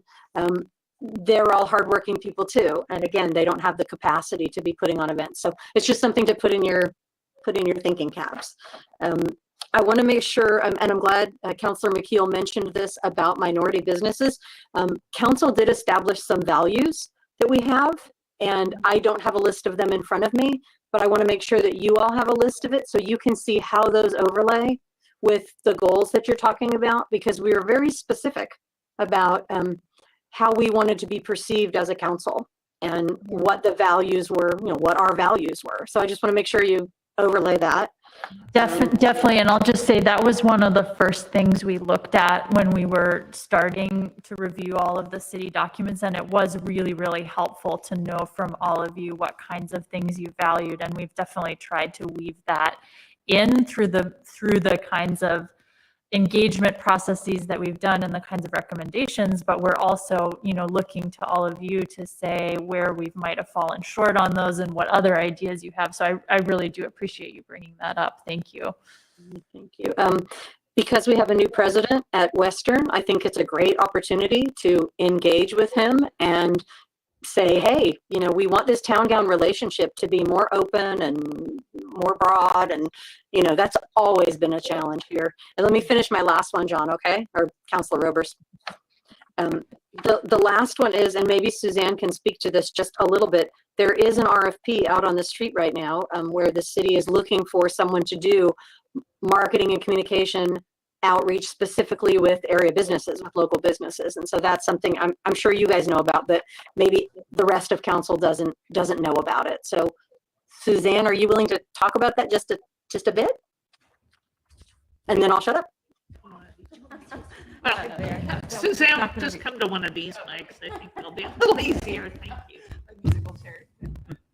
Yeah, thank you, Councilor Belts, for bringing that up. Yes, we currently have an RFP out right now for Business Technical Assistance Program to have a consultant help us run that. Kind of similar to how Kate Schwartzler and Indie Idea Hub helped us during COVID about a year or two ago. And we've, through the Business Association, recognized a need for kind of a one-on-one technical assistance to our businesses, and we're the businesses that were hit the hardest from the COVID impacts, in particular, a lot of our downtown independently owned Main Street businesses that had to curtail operations due to seating or closures, or we lost the festivals that brought all the people in to have their highest business sales. So some of the things we're hearing from those businesses is they need a lot of help with bringing the people back, and the marketing and the advertising, and then being able to do that as marketing our downtown as a destination. So it's through our hope through this RFP process that we will kind of start to build some of the capacity that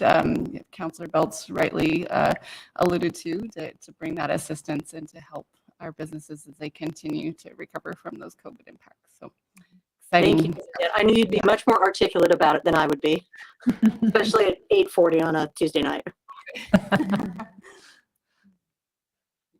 The one observation and comment I have, Councillor Carey and I were able to work last year with the leadership of Suzanne Duffner on an economic development 5-year plan, and I'm sure you reviewed that. So it's nice to see the overlaps, right? The economic development plan had some focus areas, including develop a vibrant downtown and commercial area, expand the economic impact of tourism, and identify, city assets to encourage economic growth, those kind of things. But really that focus on tourism and downtown. And I see some of those same recommendations, some of those same goals here. So that is a great thing when we actually, the work that was really led mostly by a lot of local business folks overlaps with this. So that's a relief that we're not creating cross purposes. Councillor Oberst. Thank you, Madam Mayor. And Roxanne, sorry, I was just getting in the queue. I did not mean to step on you with that. So we've had a number of surveys of the community over the years, and one that keeps bubbling to the surface, speaking of business mix, is art supply, bookstore kind of thing. And we have an excellent one of those on campus, and most community members don't even bother trying to go. The standard line is all you get is a parking ticket. And there have been attempts in the past to talk to the university about a satellite bookstore or something on Main Street. And I wonder if with a new president in place, that might be right. I consistently, during my years in CISA's seat, got the answer that the bookstore was paying this huge amount of rent to the student center, and it's what made it so the student center could run. But that amount of rent was going down, down, down, down, down. John, they're working on it. Okay. It actually came up at a cabinet meeting at the university, and several people have told me that that is something that the university is really working on. That's cool. That too, yeah. Thank you for sharing that news, because I think that is a business that would do extremely well on Main Street, because we have an artsy community and a literate community that would flock to a bookstore, art supply store downtown.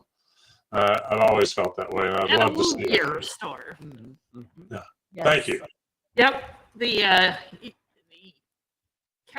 Vice President, General Counsel is looking into the whole thing about paying the rent. So anyway.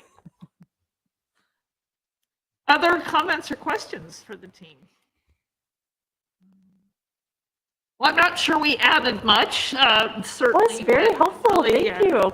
I'm telling you this about this group, however, if you give us direction for further comment, you're going to receive a lot of reflection after this between now and August. So does that go to Suzanne or?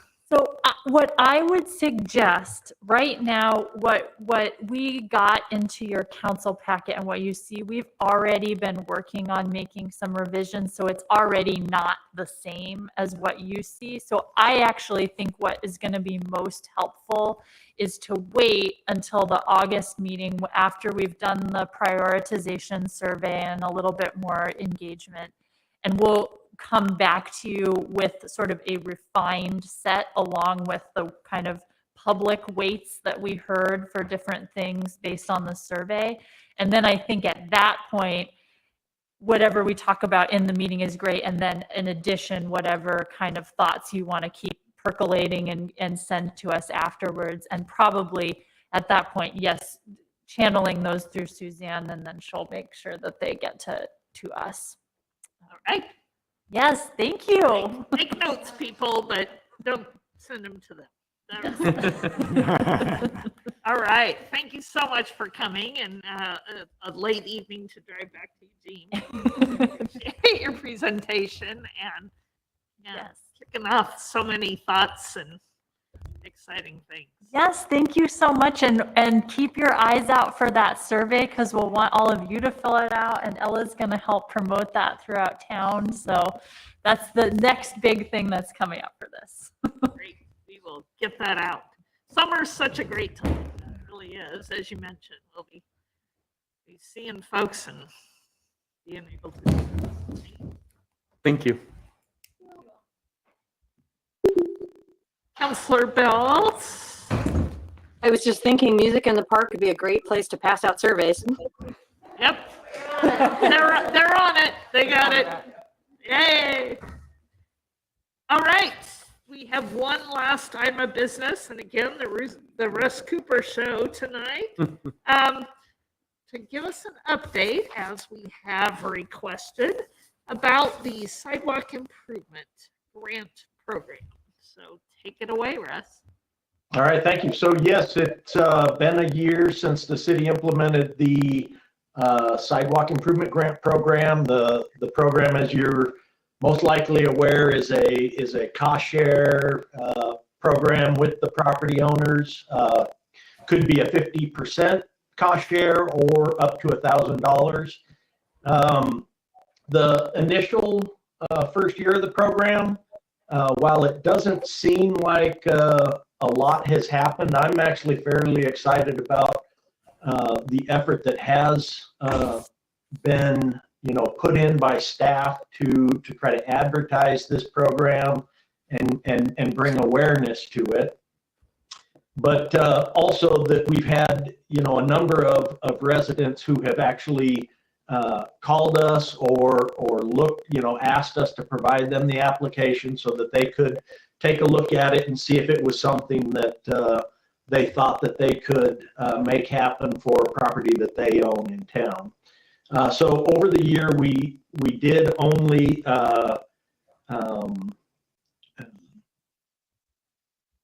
blanking on the term, but pay out, I'll call it for because I'm blanking on the term I'm looking for, pay out one grant, and the homeowners work effort on that was about $4,800, and so that property received the full $1,000 grant. We have an applicant right now that is in the queue for this current for the 2022-23 fiscal year that is days away from getting their notice to proceed or that their application is ready to go and they can proceed with the construction component. So staff has, looked at a couple of opportunities to get the program in our utility billing notes, our community notes, on Facebook. We've reached out to as many of the local concrete contractors in town and made them aware of it so that they can use it as a tool that they use when a property owner reaches out to them, so that they can say, hey, this is a program that the city has. This is this is good for you. It's good for me. We can get this project moving forward. So it's those kind of efforts that I'm excited about. 25 people reach out over the course of the year and at least had interest. Some of the reasons that I think we haven't had as many people move forward, probably the biggest one, and even we struggle with this as a municipality, is contractor workload. The concrete contractors, we've heard from various folks, and then, like I said, just our personal experience, contractors are extremely busy, and so a small, what I'll call a small repair project is not likely even going to get them to come out and provide an estimate for a homeowner. It would be too much of their time to justify only providing an estimate. So I think that's probably the greatest deal. And then just, citizen awareness. We're still going to continue to advertise, push it out there. We at our management team meeting today, we thought of all the ways that we didn't take advantage of the city booth at the park. And as I'm sitting here going, hey, I should have had the program and application sitting on the table at the park. So, we're still trying to figure out how to get this out to everybody. One of the things that I did want to kind of bring, when I look at our staff workload and what we're doing, we did not take a proactive approach this year in enforcing sidewalk maintenance repair, but I will say that through our department, we constructed 4,300 feet of continuous sidewalk in town, which is just a huge benefit to improving the walkability of Monmouth. And so I think the staff has done a great job of making projects, getting them out there, and trying to hit the highest priority projects that we can. Moving into the next year, I will admit that I'm taking a bit of a hesitant approach about engaging. I know council had asked us to be proactive in the enforcement area with kind of the high cost of construction and everybody kind of still trying to get used to inflation and all of that. I'm still pretty hesitant about sending out letters to folks saying, hey, guess what? You get to repair your sidewalk. So I hope that council will indulge me in that little bit of caution here, at least for the first quarter, maybe the first half of this year, and see what happens with construction. And then we can look to maybe prioritize some of the real egregious properties in town that are high pedestrian corridors. I'll also identify that,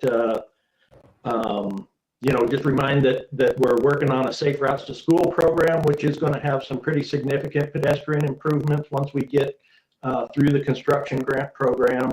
Madrona Crosswalk, Madrona and Highway 99 crosswalk is in queue. It's in design right now.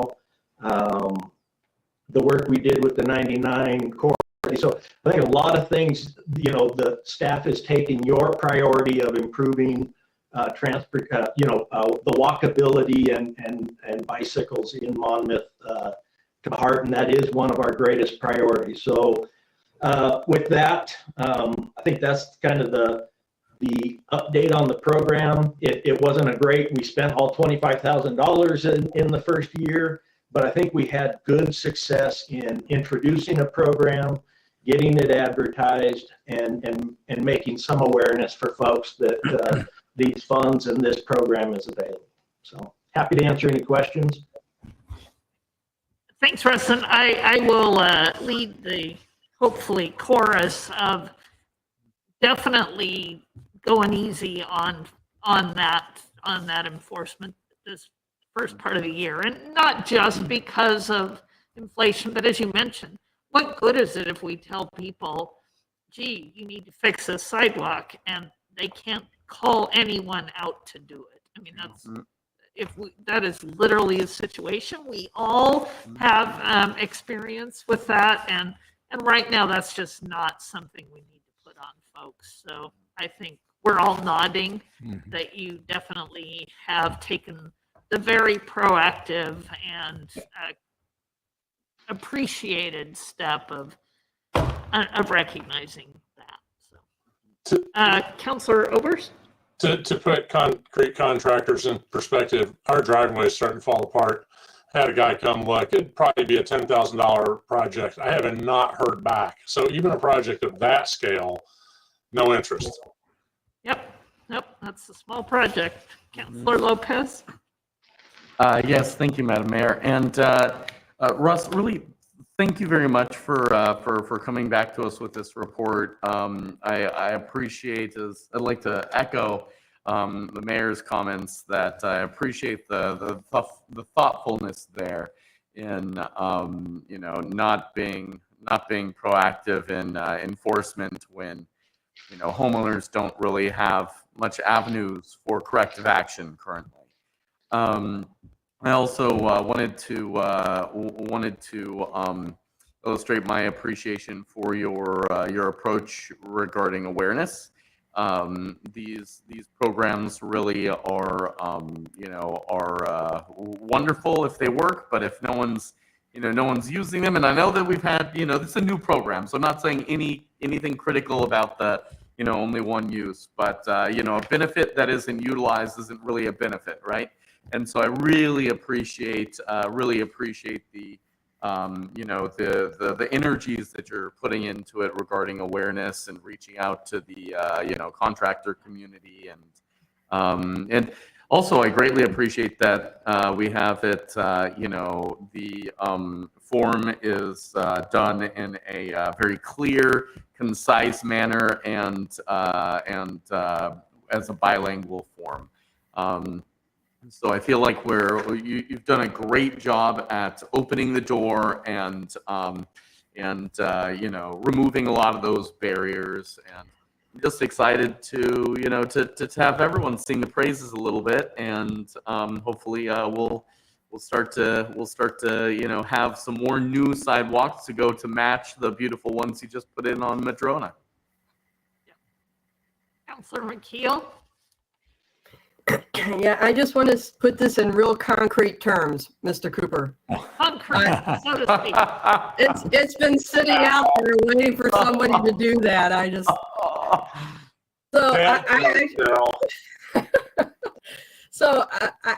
I want to thank you so much for a little off of this, but I have a question about the sidewalk project. But I just want to reiterate the sidewalks on Madrona, and it's so nice not to have to play chicken with cars as I'm taking a walk.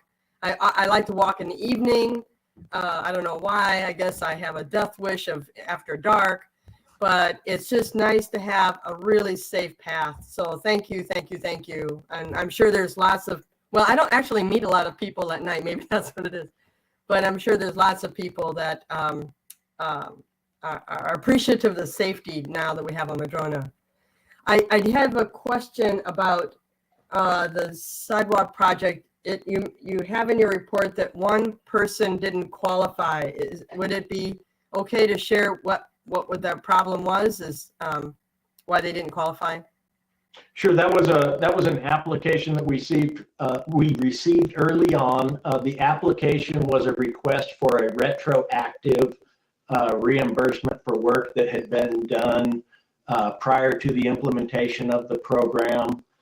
Because our program was set up from a start date of July 1 moving forward, and kind of the program and process of how we get to awarding the grant, that particular applicant did not qualify or meet the qualifications for the program.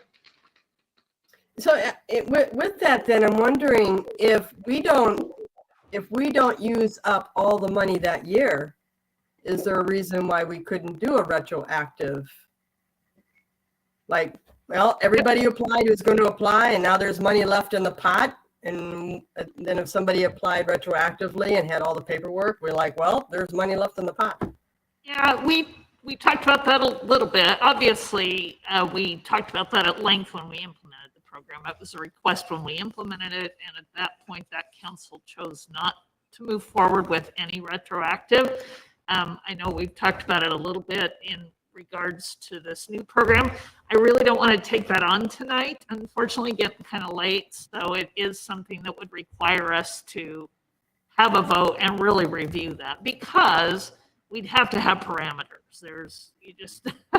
That would take a lot of discussion determining how we could even begin to consider those requests when the prior to program existence. So if there is a will, and Marty can determine that there is a will to revisit that, I think we can do that at a later time. Obviously, we're at the very beginning of the new fiscal year, so time to consider that. Chris, final thought or question? Yes, question as it relates to the program where it stands now. And I'm ashamed that I don't know this, I guess, for any other city program, that there might be an administrative determination. What is the appeals process, or is there one?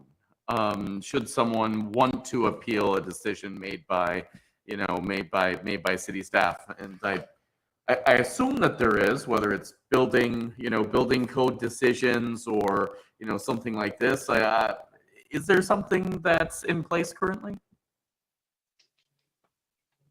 Maybe that's appeal what? I don't know. Appeal I don't know decision by a city. So, like, let's say that I want to come in and apply for. I don't know, a new ADU, right? Or if I wanted to apply for, I'm trying to think of something that's not planning related, right? So I was gonna say. Yeah, yeah. But like Most major processes do have appeals built in. But obviously. minor processes like this, I would think that there would be some kind of blanket appeals process, but I don't know. Maybe it doesn't exist, and maybe we haven't had a need for it. But If you had some specifics, I'm sure they already let you know about what they do, or either in policy or practice. using this as an example, if someone did appeal a decision, Well, that was council's direction to put in the policy. It wasn't staff saying, no, we're not going to go backwards. That was our direction to build the policies. So they're appealing the council policy is to come back to council and say, fair. can you reconsider? I'm saying, let Marty discuss it. If enough councilors are willing to reconsider, then that would serve that purpose. But that wasn't a staff level decision. I didn't mean to open a can of worms there. Okay, that's okay. I mean, yeah, the can of worms is how do you appeal any decision in staff? Yeah. Councilor McKeel, and then we'll go on to council comments. Well, and Councilor Lopez, I think I was the one who opened up the can of worms, but. No, that's okay. No, good question about what's the denial. I do have a question. If does the fund roll over from one year to the next? So if we don't have enough people getting the money this year, we don't keep it for next year? No, currently what we're doing is just budgeting $25,000 each fiscal year. If we see that this program takes off and we're spending more of that, or if we decide that folks don't have the appetite to spend the money on their sidewalks and participate in the program, council may decide through the budget process to reduce that amount that we budget. But what we kind of have in plan right now is to budget $25,000 a year for this program. Okay. Thank you, Mr. Cooper. Councilor Oberst, I am going to move on. Just one last quick question for Russ. It's a question. Never mind. Go ahead. All right. I'm going to move on to council comments or announcements, and I just want to make that brief announcement reminding everyone that Chess in the Park starts this Saturday from noon to 2.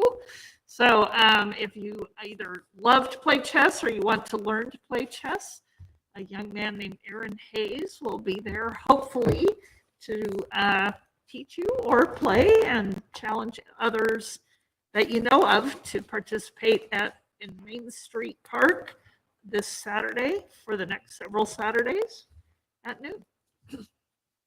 Other comments or announcements? Music in the Park, we've already talked about. Starts Wednesday.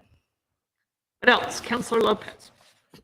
Well, I'm so glad that you mentioned Music in the Park because I will be at Music in the Park, and I've received, as I mentioned previously, the good blessing of the Monmouth Business Association to set up a table, as in previous years, to do a little, chat with a counselor to further extend our outreach efforts as a council. So.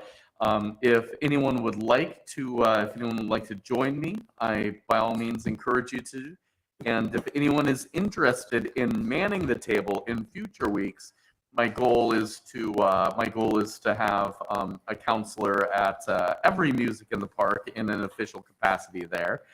I myself plan to attend many of them, but it's likely I won't be to all of them. So if you'd like to participate, please drop me an email or just drop by, and looking forward to seeing you all out there. I'd also like to add that Music in the Park as a wonderful not just a cultural event, but also an event to gather survey data. Our Arts and Economic Prosperity Survey that the Arts and Culture Commission is heading up will be out in force and active, surveying people in the park to see what the economic impact is of these cultural events. So if you do see them out there, please say hello. Councillor McKeel? Councillor Lopez, I would be happy to join you womaning the table. I don't know about manning the table, but I will. Personing the table. Yes. Personing the table. Thank you. No, thank you. Great idea. Thank you for setting that up. Yep, it's a lot of fun when we did it a couple of years ago. Anything else? Councillor Oberst? So I realized that my comment was really not for Russ, but for council. If we continue to see a low number of people asking for reimbursement on sidewalks and given the increase in the price of concrete, I wonder about increasing the potential match as a council policy down the road someplace. The other thing I'd like to mention is I went to the grocery store today and had 4 separate people stop me and say, what's going on with the fireworks? And they're talking about the number of people who are letting off Oregon illegal explosives. I had last night with the windows closed, a string of 15 consecutive, and just bang, bang. And they were enough to, I could physically feel the vibrations indoors with the windows closed. I had a neighbor report to me that there were fireworks going off, and Isaiah, sorry about this, but fireworks going off in the park that's not far from the police station, and nobody seemed to be doing anything about it. I've not seen a noted increase in not just the amount, the sheer number of fireworks, but how late people seem to want to keep going. And I'm wondering if we need next year to make a statement as a city that, let's dial this back a little bit. People have work the next day. 10 o'clock is plenty late, 11 o'clock is plenty late, whatever it is. Because 12:30 last night, it was still going on.